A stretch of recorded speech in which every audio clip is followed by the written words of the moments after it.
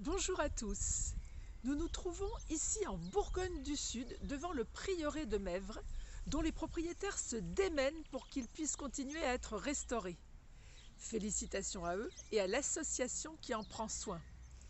En effet, le patrimoine de notre pays se trouve dans un état de dégradation avancée.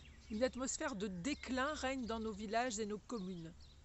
La réalité est qu'effectivement, la plupart des maires préfèrent aujourd'hui détruire des édifices anciens tels que des églises plutôt que de les entretenir faute de moyens de la part de l'État.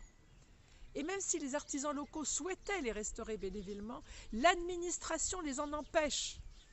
Et ce ne sont pas uniquement les petits villages de province qui sont privés de leur patrimoine. En effet, nous sommes réellement spoliés lorsqu'on pense que ce patrimoine appartient en réalité au peuple français et à son histoire.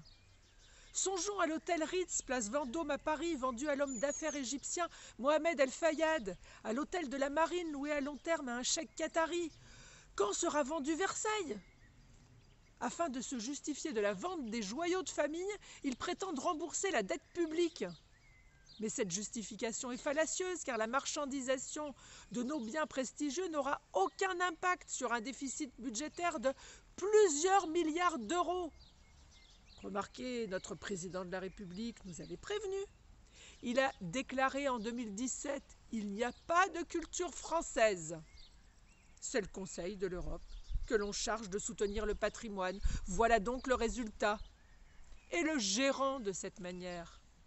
Nos gouvernants font d'une pierre deux coups. Ils détruisent notre âme et notre pays. Ils effacent le passé pour laisser place à une nouvelle idéologie. Du passé, faisons table rase. Je vous laisse deviner laquelle idéologie.